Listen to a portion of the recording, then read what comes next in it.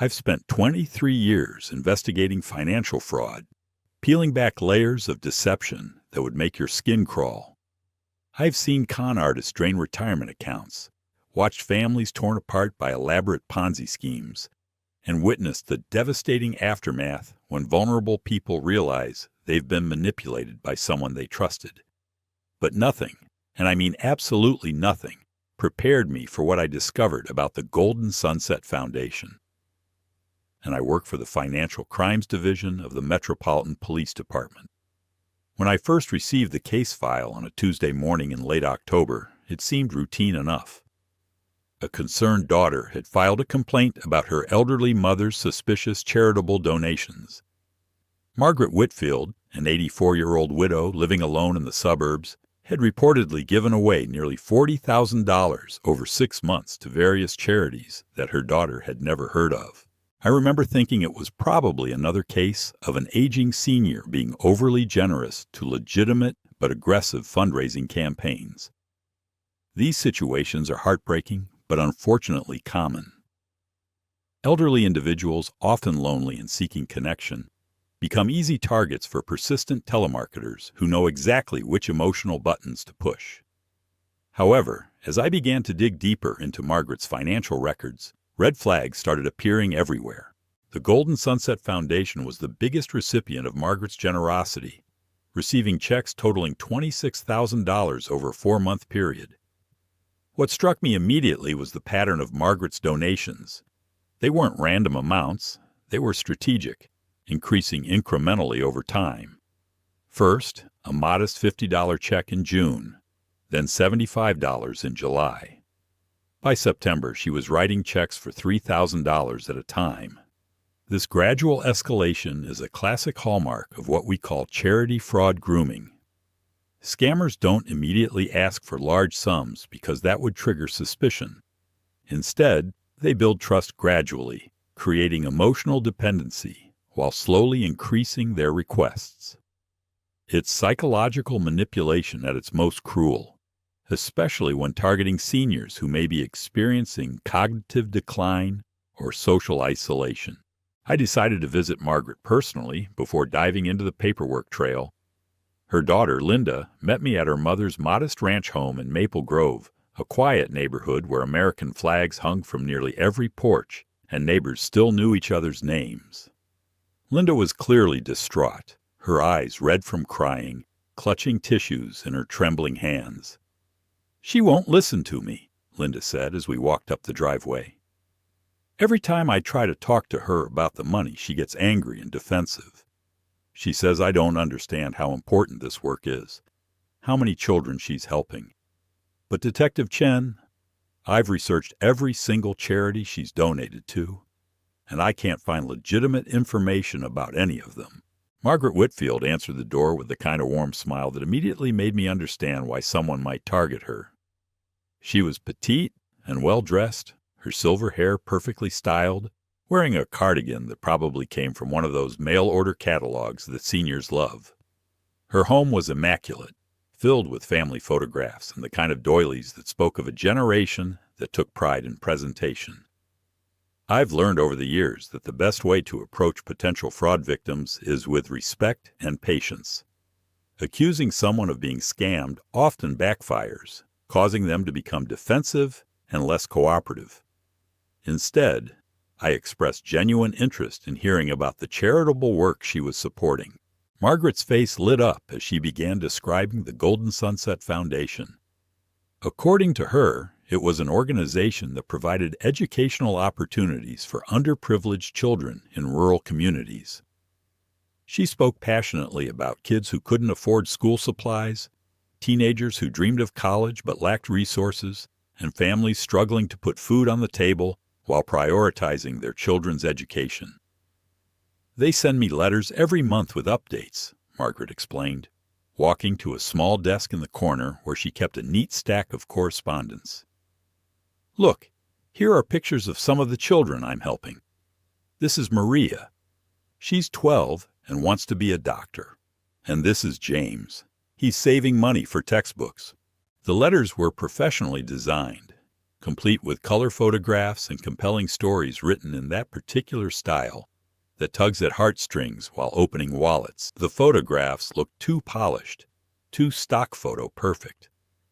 The stories, while emotional, had a formulaic quality that suggested they were crafted by someone with marketing experience rather than someone working directly with children in need. Margaret showed me dozens of letters, each one thanking her for her generosity and providing updates on how her donations were being used. What concerned me most was how the letters gradually became more urgent and personal over time. Early correspondence was general and grateful. Later letters were increasingly desperate, describing emergency situations that required immediate additional funding. Children facing eviction, families choosing between rent and school supplies, promising students whose dreams would be shattered without Margaret's continued support. This is textbook emotional manipulation, and it was working perfectly on Margaret, whose own childhood during the Great Depression had instilled in her a deep sense of insecurity and a need for constant reassurance, her a deep appreciation for education, and a horror of children going without basic necessities. The scammers had somehow identified not just her financial vulnerability, but her emotional triggers as well. Back at the station, I began the real investigative work. The Golden Sunset Foundation was registered as a 501c3 nonprofit organization in Delaware, a state known for its business-friendly registration laws that allow organizations to incorporate with minimal oversight. However, the address listed on their incorporation papers was a mailbox at a commercial mail-receiving service. Their phone number went to a voicemail system that promised returned calls within 24 hours, but provided no physical location or staff directory. I've investigated enough fraudulent charities to know that legitimate organizations are transparent about their operations. They have websites with detailed information about their staff, their programs, and their financial records. The Golden Sunset Foundation had a website, but it was suspiciously vague about specifics. Registered nonprofits are required to file annual returns with the IRS, documents known as Form 990-HES that provide detailed information about their revenue, expenses, and activities. These forms are public records, and any legitimate charity should have them available for inspection. The Golden Sunset Foundation had filed exactly one Form 990, and it was a masterpiece of creative accounting. They reported receiving donations totaling $847,000 in their first year of operation, an impressive amount for a new charity. However, their program expenses, the money actually spent on charitable activities, amounted to only $93,000, roughly 11% of their total revenue. The remaining funds were allocated to administrative expenses and fundraising costs, categories that provide convenient cover for fraudulent operations. But here's what really caught my attention. The charity's listed address for their educational programs was a rural school district in Montana that, when I called them directly, had never heard of the Golden Sunset Foundation. The photographs on their website, which supposedly showed children benefiting from their programs, appeared to be stock images purchased from photography websites. I was dealing with a sophisticated operation that had invested significant time and money into creating an elaborate facade of legitimacy. My next step was to track down other victims. What I discovered was both impressive and horrifying. The Golden Sunset Foundation was just one of at least 12 different fake charities operating under the same network. There was the Children's Hope Alliance, which claimed to provide medical care for sick kids. The Veterans Honor Society supposedly supported homeless veterans. The Animal Rescue Coalition claimed to save abandoned pets. Each organization had its own website, its own marketing materials, and its own carefully crafted emotional appeals. But they all shared the same incorporation pattern: Delaware registration, mailbox addresses, minimal financial transparency, and the same systematic approach to donor cultivation. Someone had created an entire portfolio of fake charities, each one targeting different emotional triggers and different demographic groups. The targeting was particularly sophisticated. Elderly women like Margaret received appeals from the Golden Sunset Foundation and the Children's Hope Alliance, organizations that played on maternal instincts and concern for education. Elderly men were more likely to receive mailings from the Veterans Honor Society, appealing to patriotism and military solidarity. Pet lovers received heart-wrenching appeals from the Animal Rescue Coalition, complete with photographs of sad-looking dogs and cats supposedly awaiting adoption. As I continued my investigation, I realized I was looking at something far more extensive than a simple charity scam. This was a data-driven operation that had somehow acquired detailed demographic information about potential targets. The scammers knew not just names and addresses, but ages, interests, donation histories, and psychological profiles that allowed them to craft. They were thoughtful individuals who had worked hard, saved responsibly, and wanted to use their resources to help others. The psychological manipulation was brutal in its effectiveness. The scammers had identified each person's deepest values and fears, then crafted appeals that made donating feel not just charitable, but morally essential. As I compiled evidence and interviewed more victims, I began to understand the true scope of the operation. Bank records showed that the network of fake charities had collected over $2.3 million in donations over 18 months.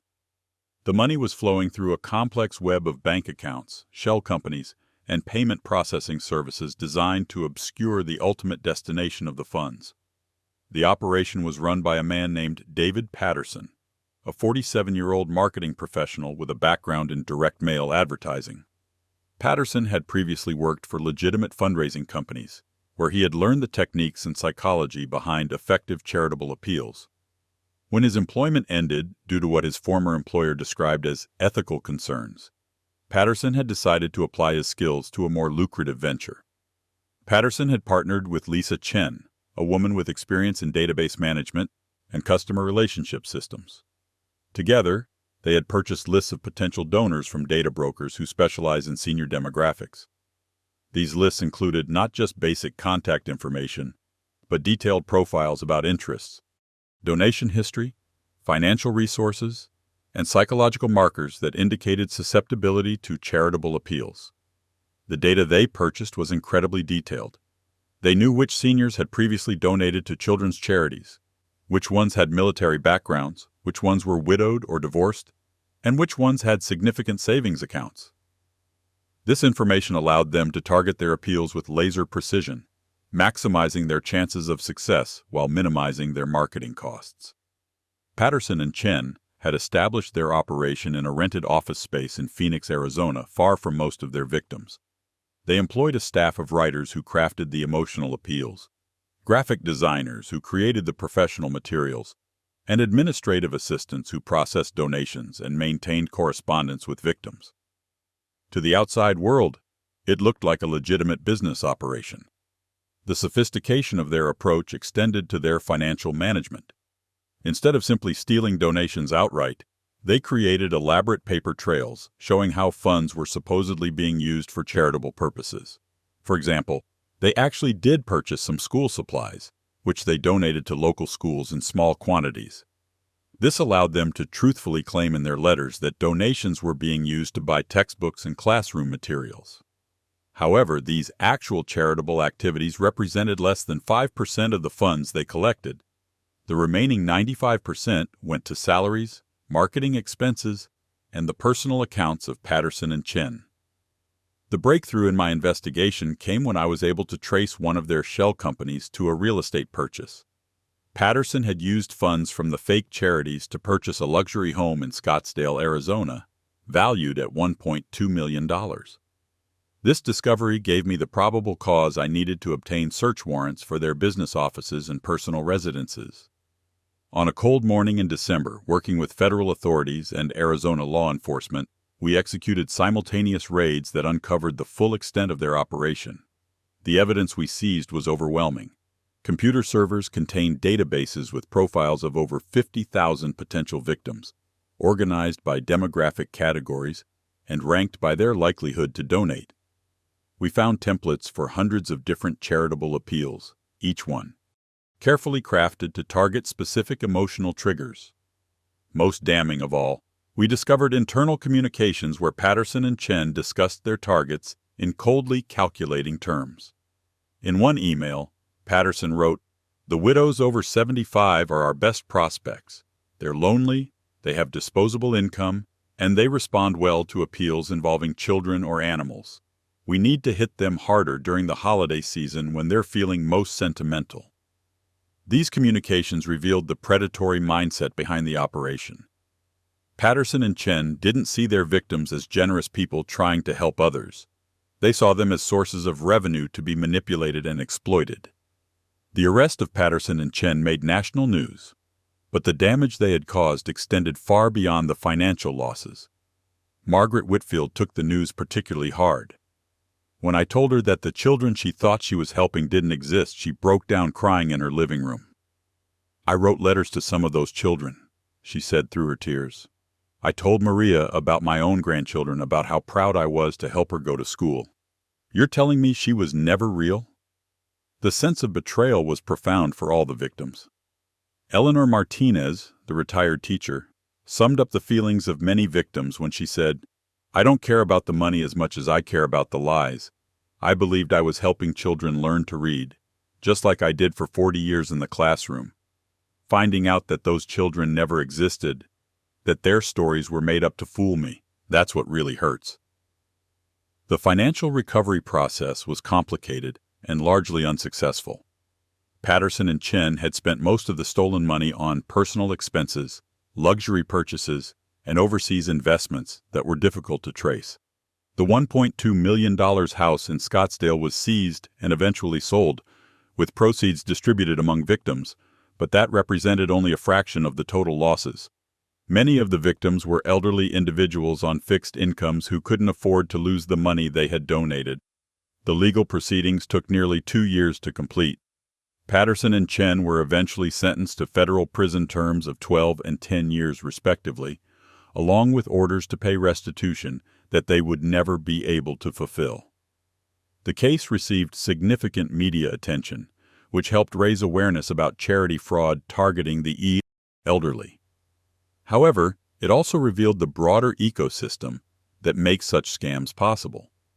The data brokers who sell detailed information about seniors, the marketing companies that create sophisticated materials for questionable clients, and the payment processors who don't adequately verify the legitimacy of charitable organizations all play roles in enabling these crimes. One of the most disturbing aspects of my investigation was discovering how easy it is to create the appearance of a legitimate charity. State charity regulators are understaffed and overwhelmed, typically responding only to complaints rather than proactively investigating suspicious organizations. The technology that enabled Patterson and Chen's operation, sophisticated databases, professional printing services, and electronic payment processing, are all readily available to anyone with criminal intent. Perhaps most troubling of all is how the operation exploited the genuine desire of elderly Americans to help others. The victims I interviewed weren't gullible or foolish. They were compassionate people who wanted to make a positive difference in the world. Their willingness to help children, veterans, and animals should be celebrated, not exploited by criminals. The case also highlighted the social isolation that makes many elderly individuals vulnerable to such scams. Several victims mentioned that the regular correspondence from the fake charities made them feel connected to something meaningful. This emotional component of the fraud was perhaps the cruelest aspect. The scammers weren't just stealing money, they were manufacturing fake relationships and false hope. 6 months after Patterson and Chen were sentenced, I received a call from Linda Whitfield, Margaret's daughter. Her mother had passed away from a heart attack, and Linda wanted me to know that Margaret had never fully recovered from learning about the fraud. She stopped trusting anyone, Linda told me. She wouldn't even donate to our church anymore because she was afraid of being fooled again. Margaret's death wasn't directly caused by the fraud, but the emotional impact certainly affected her final months. The criminals who stole her money had also stolen her faith in humanity. And that loss was perhaps even more devastating than the financial damage. This revelation led me to investigate the broader data ecosystem that supports charity fraud. I discovered that information about charitable donors is bought and sold through a network of data brokers, list compilers, and marketing companies that operate in legal gray areas. One of the most chilling documents we found during our raid was a manual that Patterson had created for his staff, titled Senior Donor Psychology. The manual provided detailed instructions for manipulating elderly donors, including specific language to use when discussing urgent needs, techniques for creating emotional attachment to fictional beneficiaries, and strategies for gradually increasing donation amounts over time. It included sections on different types of elderly donors and how to approach each group. Recently widowed women were described as excellent long-term prospects, who respond well to appeals involving children and animals. Military veterans were characterized as loyal donors who value patriotism and service. As word of the Golden Sunset Foundation case spread through law enforcement circles, I began receiving calls from investigators in other jurisdictions who had encountered similar operations. The pattern of fake charities targeting seniors with sophisticated emotional appeals was appearing nationwide, suggesting that Patterson and Chen's operation was part of a broader trend rather than an isolated incident. This realization led to the formation of a multi-state task force focused on charity fraud targeting seniors. The task force has since identified over 30 suspected fraudulent charities operating in various states, with combined revenues exceeding $8 million. The victims of these scams face challenges beyond just financial loss. Many experience shame and embarrassment that prevent them from reporting the fraud or seeking help. The psychological impact of charity fraud is particularly severe because it attacks victims' most positive impulses. Unlike other types of fraud that exploit greed or fear, charity scams exploit generosity and compassion. Victims don't just lose money, they lose faith in their ability to help others and make positive changes in the world. As I reflect on the Golden Sunset Foundation case and its aftermath, I'm struck by how it represents a perfect storm of technological capability, regulatory gaps, and social vulnerability. The case has changed how I approach fraud investigations, particularly those involving elderly victims. I've learned to look beyond the immediate financial losses to understand the broader psychological and social impacts of these crimes. I've also become more aware of the early warning signs that might indicate charity fraud targeting seniors. Sudden increases in charitable giving, donations to unfamiliar organizations, or changes in financial behavior should prompt family members to investigate further. The case has reinforced my belief that charity fraud targeting seniors requires a coordinated response involving law enforcement, regulators, legitimate charitable organizations, and families. The Golden Sunset Foundation case ultimately revealed the dark side of American generosity, showing how criminals can exploit the charitable impulses that make our society stronger. The victims I met were some of the most caring and generous people I've encountered in my career, and they deserve better protection from a system that failed them. Margaret Whitfield, Robert Hayes, Eleanor Martinez, and the dozens of other victims I worked with weren't naive or foolish. They were Americans who had worked hard, saved responsibly, and wanted to use their resources to help others. They fell victim to criminals who had studied their psychology, exploited their values, and stolen not just their money, but their faith in humanity. 3 years have passed since the Golden Sunset Foundation case concluded, and I wish I could say that charity fraud targeting seniors has diminished. Unfortunately, the opposite appears to be true. The techniques pioneered by Patterson and Chen have been adopted and refined by new generations of scammers who understand that elderly Americans represent a particularly vulnerable and profitable target population. Just last month, I began investigating the American Heroes Foundation, an organization that claims to provide housing assistance for disabled veterans. The operation follows the same playbook as the Golden Sunset Foundation: professional materials, emotional appeals, gradual escalation of requests, and minimal actual charitable activities. The only difference is that this new generation of scammers has learned from the mistakes of their predecessors. They've implemented better operational security, using encrypted communications and cryptocurrency transactions that make their activities harder to trace. The evolution of charity fraud reflects broader changes in how criminals operate in the digital age. Social media platforms provide new venues for targeting and recruiting victims, while online payment systems make it easier to collect and move money quickly. Perhaps most concerning is the increasing sophistication of the psychological manipulation techniques being employed. Modern charity scammers don't just study their victims' demographics. They analyze their social media activity, their online purchases, and their digital behavior patterns to create detailed psychological profiles. I recently reviewed training materials seized from a charity fraud operation in Nevada, and the level of psychological sophistication was stunning. The materials included detailed instructions for identifying empathy markers in potential victims, techniques for creating emotional anchoring through repeated exposure to specific images and stories, and strategies for trust escalation that gradually increased victims' comfort with larger requests. This level of psychological profiling represents a disturbing evolution in how criminals target vulnerable populations. The technology supporting these operations has also become more sophisticated. Artificial intelligence tools can now generate personalized letters and emails at scale, creating the appearance of individual attention while actually automating the manipulation process. Deepfake technology allows scammers to create convincing audio and video content featuring fictional beneficiaries sharing their stories and thanking donors for their support. Voice cloning technology has introduced new possibilities for fraud that are particularly troubling.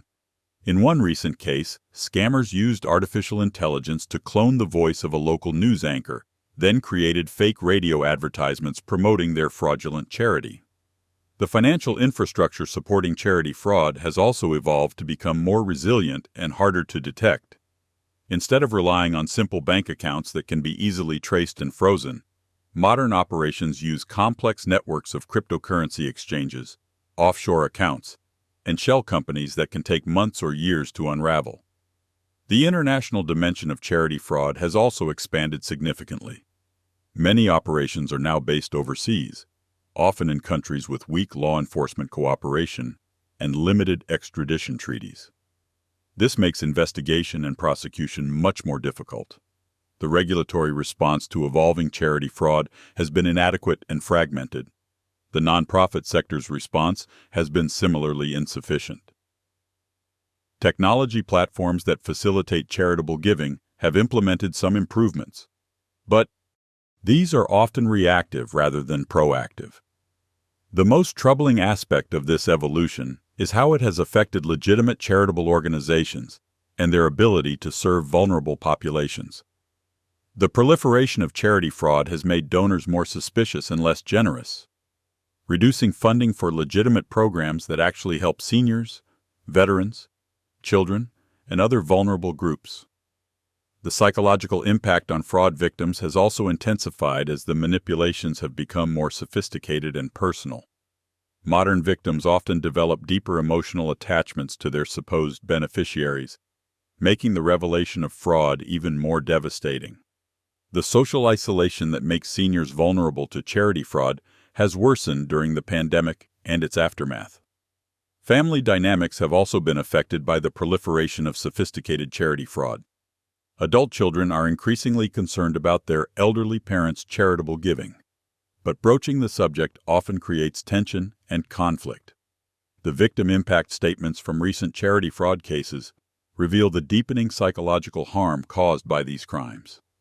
Modern victims don't just lose money, they lose faith in their ability to distinguish truth from fiction, to help others effectively, and to maintain the social connections that give their lives meaning. These victim statements reveal how modern charity fraud operations attack more than just finances. They attack victims' sense of identity, competence, and connection to the world around them. As I look toward the future of charity fraud investigation, I see both challenges and opportunities.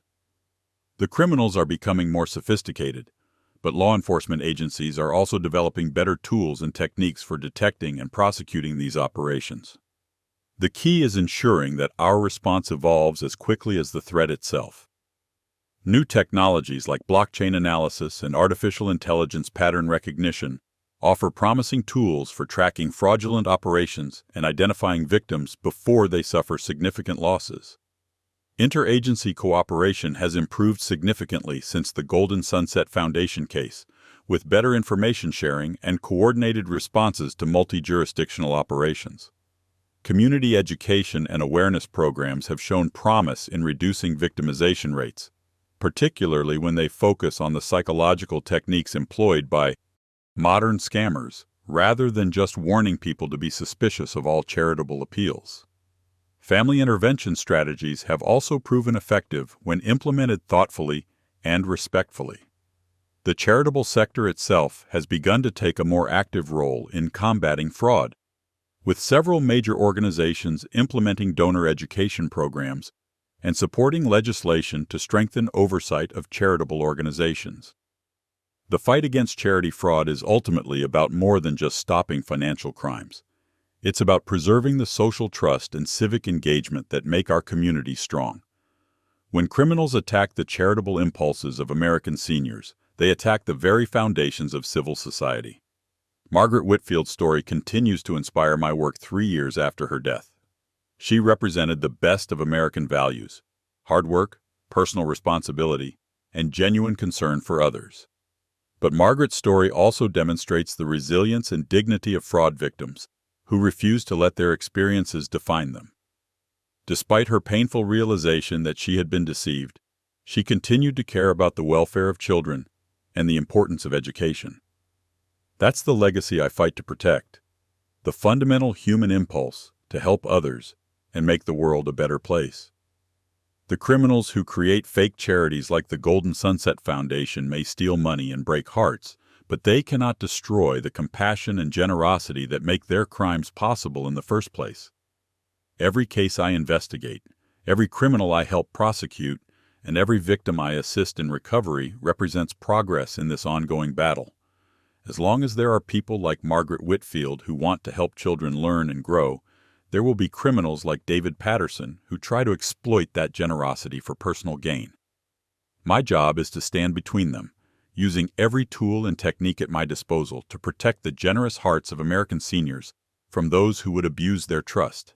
In the end, that's what the Golden Sunset Foundation case was really about: protecting the light of human generosity from those who would use it to cast shadows of deception and greed. As long as that light continues to shine in the hearts of American seniors, I'll be there to guard it against those who would try to extinguish it for profit.